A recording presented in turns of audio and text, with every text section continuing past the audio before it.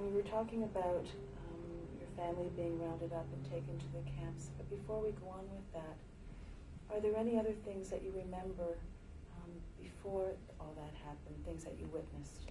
Oh yeah, for instance, I had a cousin in a city named Trebinja, and they burnt the shul, and he wants to save the Sefer Torahs. So he put on a bell on his head, and he went in, he saved one, two, by the third one he was burnt. Also, we had to make graves. We had to make graves in Sosnovitz in order to put in some people which was still alive. What they did, they lined up the people and they shot them 1, 2, 3, and they throw them in, and we had to close up the graves. And the screaming and everything is still in my head. Children, older people, younger people, whoever. For instance, I saw a few people, Orthodox people, that the German took scissors and they cut the beards from them. So they cut with the chin, with everything. They didn't look, with everything. And every second word was verfluchte Jud, you dirty Jew. And I saw a father hanging, and his son had to take the rope and do it. It's thousands and thousands of things what was happening, unbearable things. Today I wonder how could we take it, but maybe the only thing is because we were young. What was going through your mind at the time when you were looking at I couldn't understand. Why? Why? And every night we figure, who's going to be tomorrow, who's going to be missing? And you saw we lived in a big block. Every day somebody else. You saw people throwing themselves down from the balconies. They couldn't take it. You saw a mother staying, she was one of the richest women. She begged for a piece of bread in the street. We went in the lineups for bread, for a piece of bread. And the Germans didn't, just anybody, any German, passed by, he took the gun, he started shooting. And sometimes laying to people with a piece of bread in their hand. So many things.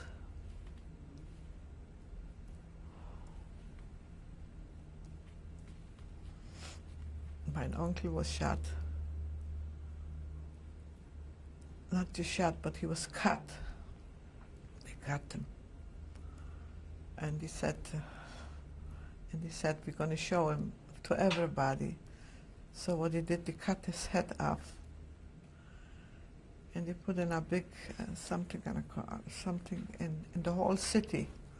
They went around with him. 2 Jewish people had to carry him, the body, and his name was here. And they were marching with him and laughing and singing. This was their enjoyment.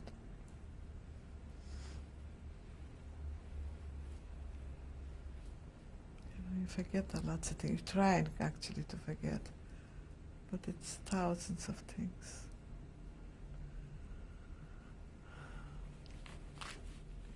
How did you go on? Your family go on economically during this time? Like I said, we had a little jewelry. We sold, we exchanged, we sold whatever we could to the farmers, to the non-Jewish people. We exchanged, for instance, I remember we cooked a chicken, my mother cooked a chicken. She says, I brought from, like we were dealing with, I brought from a small farmer a few chickens, and we sold a few. And one we left for ourselves. So she made a chicken she cooked. She says, I can't eat by myself. I have to share with people. So we went into a neighbor, and we shared with him. And if he had something, he was a shoemaker. So he sold shoes. So if he had a few something, he brought to us. And that's how we survived. We were very close with each other. Was there rationing of food at the time? Oh yeah, oh yeah. So what would you eat in a day? Whatever we could get. They give us a piece of bread, and I think 3 eggs a week or so in the beginning, and then they didn't give us even this. Whatever we had, we could. We survived this way. How did they control your activities? We had no activities. They control everything. We were supposed to stay home. We were not allowed, and we were afraid to go out. So we stayed in the house. And my sister, myself, we went to another city, and we made soap for people, like I mentioned before, and we bought up whatever we could to bring home. And one time, I remember I brought live chicken, then we had to slaughter them. So maybe 3 miles before the train supposed to arrive on the place, lots of people came and they said, remember, the Germans on the station. So we threw out everything what we had, what we bought, in order to sell it. And I had some little material, linen, on myself, under my shirt. So they checked me and they found it. So they put me to jail. So I was in jail for 3 weeks, and this was torture, just torture. Could you describe the conditions in the jail? The conditions we had no toilet, but we had a hall. And they came in and they started screaming at us because it was smelling, of course. And we had to with our hands, we have to dig out every day the waste and put it in containers, like paper containers, and take it out. The food was terrible, just unbelievable. What kind of food did they feed you? We don't know what it was, but it tastes terrible. It tastes terrible. But like I said, we were young, so we survived. We couldn't do it now. How many people would be in this jail? I don't know. In our cell, I had 3 more girls. There was, I don't know, maybe 50, 60. How did you get out of there? I had an uncle, and he knew somebody from the Germans or something. So for something, I don't know what's happened actually, but I know he helped in order that I should get out. And where did you go when you got I went home, of course. Yeah. I went home and I stayed till I went myself. Earlier you described when your parents were taken away and you were with your sister. Could you pick up from there and tell us what happened next? When we went to concentration camp. Or when you heard that your parents were taken away and... So I told you, like, I went back for a day home. You want me to repeat it? No, you can pick up from after that. After this, I went to the Dulac back, and we stayed there 3 days. Were you with your sister? Yes, yes. And I forgot to mention when my father said that we should eat everything the last day, he also said to my sister, she's 4 years younger than me, he said to her that she should take care of me, tabelig beachtig auf Rifkelin, because she was like the tomboy in the house, and I was the quiet one. He was afraid that I'm going to not survive, that she should take care of me. And she did. We took care of each other, but she was the most helpful, more helpful to me than I was to her. So we went then to concentration camp, to Czechoslovakia, Parschnitz. How did you get there? By train. What kind of train? Could you just... For horses, for animals train. Standing. We couldn't sit down. We had to stand. Oh, it was maybe 100 people. One was like another, and every minute we had somebody fall again. A mother was crying, children were crying. And they were falling. And then we came in the camp, and there was already a lot of girls there. How long was the trip to the camp? I can't remember. I think it was 3 days. I can't remember, 3 days or 2 days. Did you arrive at, I'm sorry? We didn't get nothing to eat at the time. We need more a drink than to eat, but we didn't get nothing. Were you allowed to leave the train? And No. go back on? No. No. Were they both men and women on the train? No. Just girls. And a few small kids, I don't know what happened to them. How did you sustain yourselves during this time on the train? Well, we stayed, we had to. There's no choice. You'd be surprised how much a person can take if we have to. You arrived at the camp, do you remember if it was day or night when you arrived? During the day. And when you came out, what did you see? I saw big blocks. And we went in, and there was a lot of girls. And it's a matter of fact, I met 2 girls from our block, from the old country, where we used to live in the same block. And they said, "No, good that you're here. At least we know you're alive." So they gave us a place, 2 beds, and we stayed there. Could you describe what was going on there, what your life was like there? We were assigned to a factory. We had to wake up first of all 4 o'clock in the morning every day. And then we get a portion of soup and a piece of bread. This was for the day. And we marched, we were walking. No matter what weather it was, snow or rain or whatever, we had to walk to work. And the assessment was behind us on bicycles. And of course we were very tired, so after a way we would sleep walking. So they hit us, they used to hit us. And we walked to the factory, we worked. And over there, first thing, they chose me. I had not such a big job, because they chose a few girls for the job, they couldn't do it. What my job was, I had to weigh a big scale, and I had to weigh the raw material. It was, we used to make a thread for the soldiers' uniforms to sew. So from the raw material, there were bells, and in the bells were material, the raw material, and I put it on the scale, and I had to count how much is net the material.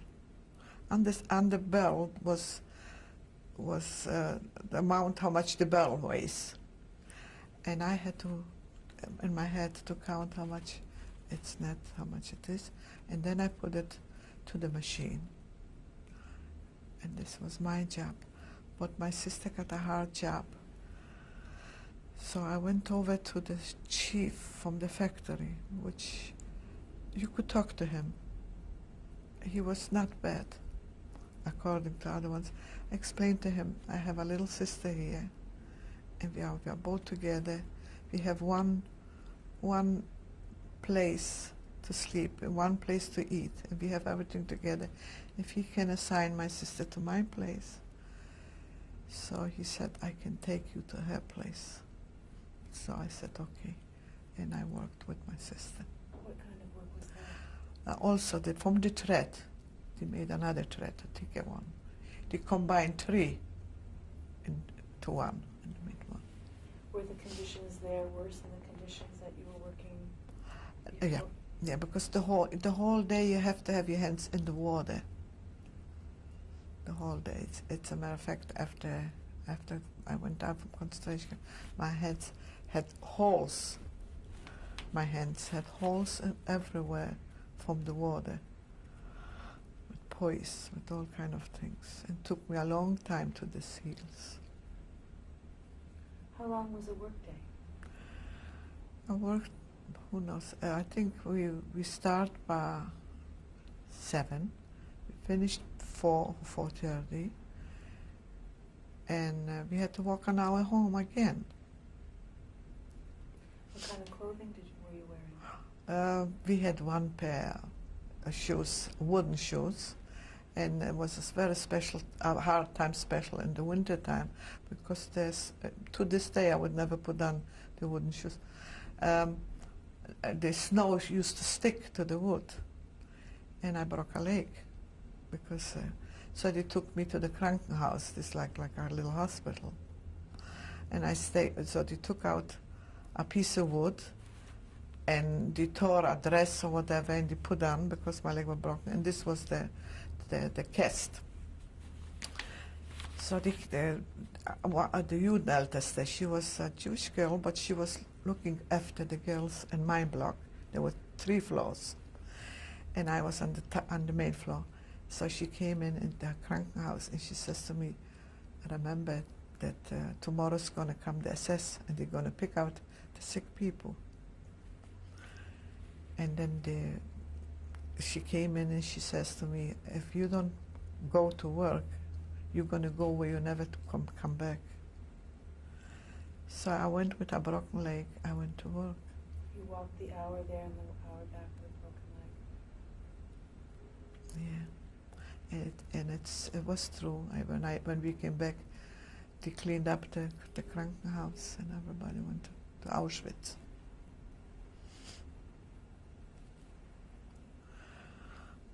How long were you at this camp?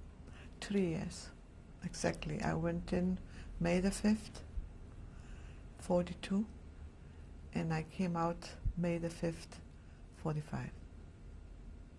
Can you describe other things that were happening? You were there over a 3-year period. Did conditions deteriorate? Yes. Over time?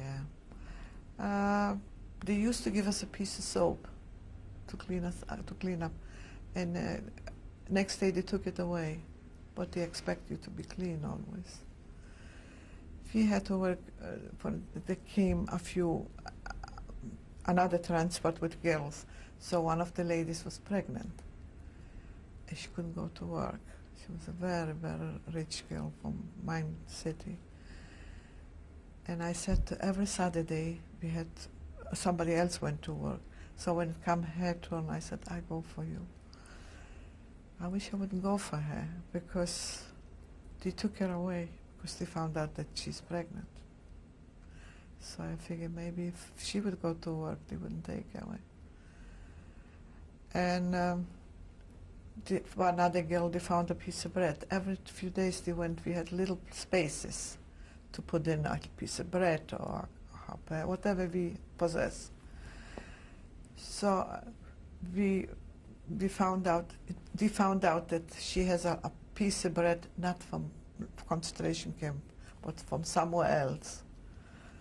So they hung her next day. They found a letter from other concentration camp nearby. So they hung the girl. There was a mother, not a daughter, and she stole the daughter stole a potato for her mother. So we had to go out. They made us round up in the middle of the night, and we had to go out and see her hang. And the daughter was staying, and the mother was staying, and so the assessment used to come in all of a sudden when you got drunk or whatever they feel like. They used to wind us up and to said, "Undress. Everybody has to undress." And they used to make selections. And one on the right side, one on the left side.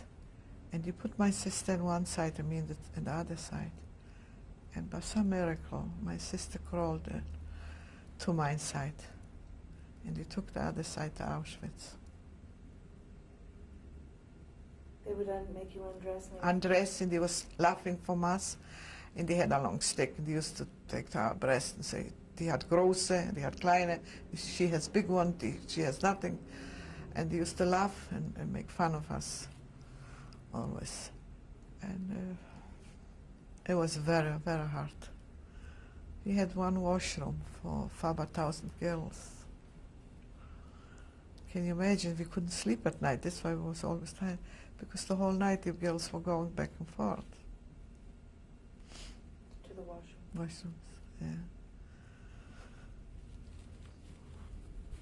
And what did And then, I remember one time there was also a Durchgangslager in our concentration camp. This means people they were evacuated from another concentration camp. They passed by an hour. They stayed for a couple of days, and then they went again somewhere else. So I remember one time they brought in a transport of men, and they used to scream, "Girls, we're so hungry. Please give us something." So we fasted this day, and we threw down our piece of bread, what we got. So the SS, one of the SS side, he started shooting with a gun, and he shot 9 girls through the window. And the next time, another time, we saw a transport of men coming in. And we had in the back, we didn't even know for the whole time that we had in the back, our oven. They used to take, but we smelled the smell like burnt meat or something. And then we looked out and we saw truckloads with bodies still moving. And they took him away somewhere in an open grave, probably. And that's what we witnessed ourselves. For 3 years. Yeah. How did you count the days? Well, I tell you what, we went to bed and we said, I don't want to wake up anymore. This was our prayer. But next day we said, no, we survivors, we're going to survive. And in Polish they say, nie daj się. Don't let yourself go. And there was days, of course, that we didn't think we will survive. But we tried our best. Aside from the terrible conditions, etc., were there any times when your life was immediately threatened by an SS officer? Always they used to say, heute die and morgen die. Today you going, the next day the other ones go. At the transport. And I guess if it would take a little longer, we would go. Were you ever beaten yourself? Oh, yeah. Could you describe an incident? Well, we had lunchtime, we had half an hour time. And instead of eating, I said, I don't want to even eat, I want to just sleep. So I lay down on the floor, and one of the assessmen passed by, and he started kicking me. You vervluchte Jude, stay auf. You dirty Jew, wake up. Oh, lots of times he just hit you. They had the biggest thrill in life if they could do to us something. We had 2 German ladies who looked SS women who looked after us. What do you mean by looked after you? Well, they came in and they ordered them food, and if somebody was sick, we had a doctor in our house. They arranged that we should go to a doctor or whatever. One was not bad. Frau Kischlager was her name. And the other one, she was terrible. I said once to her that it's my birthday today. And she said, because if you had a birthday, if she's in good mood, if she drinks a lot, and if you said it's your birthday, she gave a little bit more. So I said, it's my birthday. And she said, what day is today? Of course, we didn't know the date. I just want a little bit more. So she put me on the floor and she started kicking me and hitting me so hard that for 3 days I couldn't even see. My eyes were so swollen. Were you expected to go to work in that condition, or did they? Oh yeah, no matter what. You had to go, otherwise you go with the selection, you go to Auschwitz. When you said that one of the SS women was not bad, what do you mean by that? When nobody saw, she gave you a little bit more. If she could, she buy a little bit more. Yeah, the Hase. Her name was Hase. Hase. And she was not bad. Were there many like her, or few? No, no. And you and your sister were together during all of this time? Yeah. Thank How God. did you take care of one another? Actually, she took care of me. What happened is we had one pot what we took the little soup in to work. We had a woman, which I will show you later, picture. And she was very good to us. She had no children, and she risked her life to help us. What we did when we ate up this little soup, we left the pot in the oven with water. She used to take the pot home, and next day she filled it up with some food. And we did what we did. We did her work in order that she does it. She risked her life double. First of all, because she's not supposed to do for a Jew, for a Jewish girl. And second, her husband was an SS man. He was. She told herself that it hurts her so much what he does to the Jews. So she was good. When the winter came, she brought us a little warm clothes, what we could wear under the outfit what we had from concentration camp. So I guess thanks to her, we survived. And after the war finished, we went to her house, and we had a house in Poland. And I wrote that she can have the house, and also that she was one of the nicest person, that nobody should hurt her. That's what was her award. How did she find you in the camp? She was working with us. Yeah, she was working with the machines together.